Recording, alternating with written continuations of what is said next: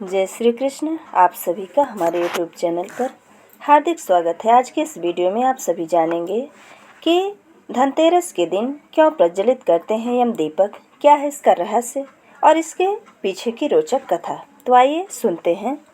देश के अधिकांश भागों में यम के नाम पर दीपदान की परंपरा है। दिवाली के 2 दिन पूर्व धनवंतर त्रयोदशी के सायंकाल मिट्टी का कोरा दीपक लेते हैं, उसमें तिल का तेल डालकर नवीन रुई की बत्ती रखते हैं और फिर उसे प्रकाशित कर दक्षिण की तरफ मुंह करके मृत्यु के देवता यम को समर्पित करते हैं। तत्पश्चात इसे दरवाजे के बगल में अनाज की ढेरी पर रख देते हैं।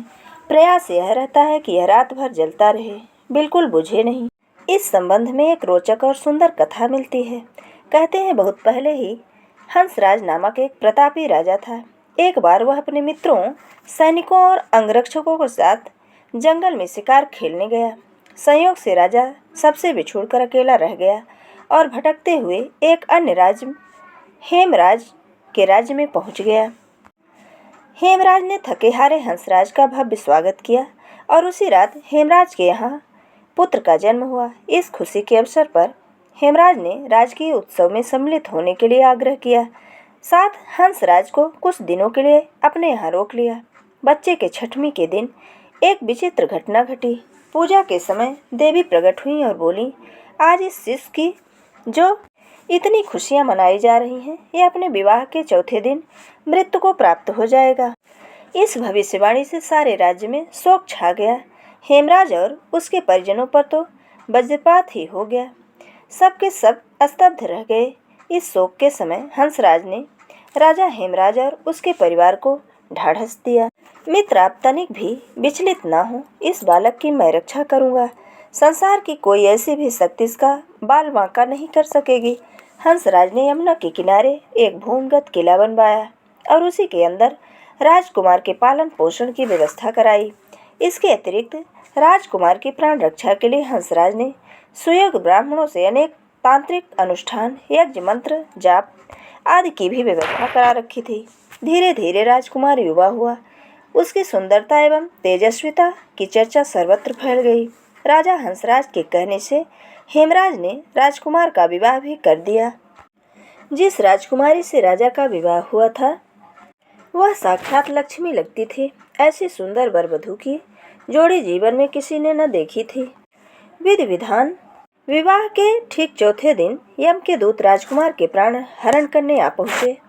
अभी राज्य में मांगलिक समारोह ही चल रहा था। राज परिवार और प्रजाजन खुशियां मनाने में मग्न थे। राजकुमार और राजकुमारी की छवि देखकर यमदूत भी विचलित हो उठे, किंतु राजकुमार के प्राण हरण का अप्रिय कार्य उन्हें करना ही पड़ा। यमदूत जिस समय राजकुमार के प्राण लेकर चले गए, उस समय ऐसा हाहाकार मचा और दारुण दृश्य उपस्थित हुआ जिससे द्रवित होकर दूत भी स्वयं रोने लगे। इस घटना के कुछ समय पश्चात एक दिन यमराज ने प्रसन्न मुद्रा में अपने दूतों से पूछा, दूतों, तुम सब अनंत काल से पृथ्वी के जीवों का प्राण हरण करते आ रहे हो।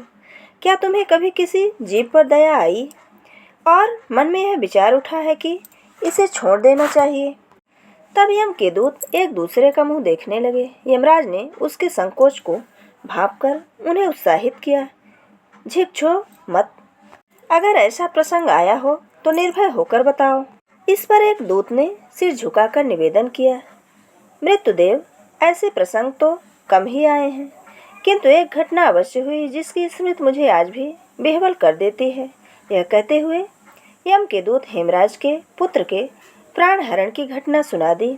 इस दुखद प्रसंग से यमराज भी विचलित हो उठे। इसे लक्ष्य करके दूत बोला, नाथ, क्या कोई ऐसा उपाय नहीं है जिससे इस प्रकार की अकाल मृत्यु से प्राणियों को छुटकारा मिल जाए? इस पर यमराज ने कहा, जीवन और मृत्यु सृष्टि का अटल नियम है तथा इससे बदला नहीं जा सकता, किंतु धनतेरस को पूरे दिन का व्रत और यमुना में स्नान कर धन्वंतरि और यम का पूजन दर्शन अकाल मृत्यु से बचाव कर सकता है। यदि यह संभव ना हो तो संध्या के समय घर के प्रवेश द्वार पर यम के नाम का एक दीपक प्रज्वलित करना चाहिए। इससे असामयिक मृत्यु और रोगों से मुक्ति जीवन प्राप्त किया जा सकता है। इसके पश्चात से ही धनतेरस के दिन धन्वंतर के पूजन और प्रवेश द्वार पर यम दीपक प्रज्वलित करने की परंपरा है। ये थी धनतेरस के दिन यम दीपक प्रज्वलित करने की पौराणिक कथा और उसका रहस्य। अगर हमारा ये वीडियो आपको अच्छा लगे तो लाइक ज़रूर करें और मित्रों के बीच में शेयर करना बिल्कुल ना भूलें। और अगर आप हमारे चैनल पर नए हैं तो चैनल को सब्सक्राइब जरूर करें। जय श्री कृष्ण। धन्यवाद।